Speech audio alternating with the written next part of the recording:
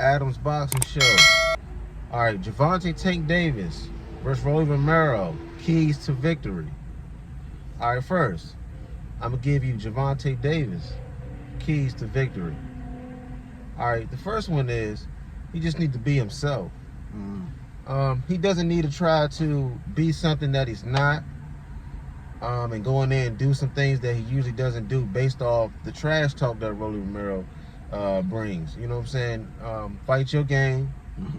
Be an inside fighter. Be a fighter that can back up and land counter shots. That's your game. That's how you fight. Stick to doing that. Now, what should Rolly do? Because really, this is about Rolly for real. Because almost everybody is picking Gervonta to beat Rolly. So what does Rolly need to do to pull off the upset? Rolly needs to stay disciplined and not just get wild and swing for the fences in the first round. I know he's talking about how he gonna knock Tank out in the first round. If that happens, that happens. But you don't need to just go in there and just go crazy, swinging all silly. You know what I'm saying? Trying to prove a point that you can knock Tank out in the first round, because it might not happen that way. If I was him, I would take the Marcus Madonna approach. Interesting. I don't see Rolly just outboxing Tank, but you can outpunch Tank. Okay.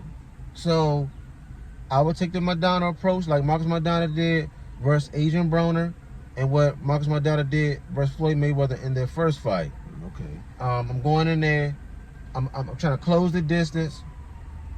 And then if I get a little close, okay, then I can take some chances. But I'm not swinging from long distance to try to catch Tank, because Tank has no problem of stepping back and countering you with that uppercut. You know what I'm saying? He can sidestep you. Tank is good enough to follow the back foot and make you pay.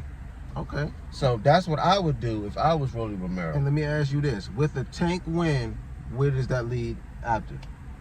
What's next for Tank if he wins this fight tonight? Really, it's the same thing that was on the table at first. I mean, people just want to see him fight better opposition.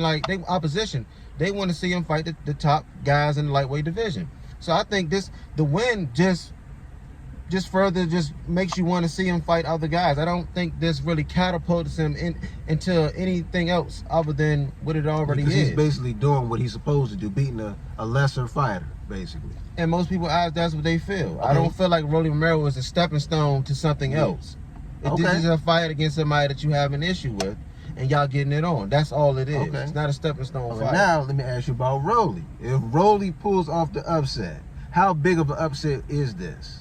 I think it's a huge upset. Is it Buster Douglas, Mike Tyson? I don't know about that, but it's a huge upset because nobody thinks he's going to win. It's very minimal people that think Rolly Romero is going to win. Don't let Rolly win this fight. And this boosts him up in the lightweight division. Yeah. And now he gets to call some shots and say, you know what, look what I did to Tank. Yeah.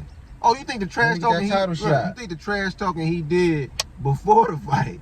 Imagine if he wins in emphatic fashion. Imagine all the talking Rolly gonna do now. Tank is gonna be in a lot of memes. Yeah. It's gonna be a lot of embarrassment thrown his way. Yeah. I'm pretty sure he knows that. This is social media. A lot of people will mention him he could possibly be the black Conor McGregor, you know what I'm saying? If he wins this fight, mixing the trash talking with knocking guys out. So we'll see. That's definitely an interesting comparison. We'll see. I'm still gonna stick with my third round KO. I have Tank by third round KO, so I'm sticking with my prediction. But these are the keys to the victory for Rolly Romero and Gervonta Tank Davis. See y'all after fight night. Yes, indeed.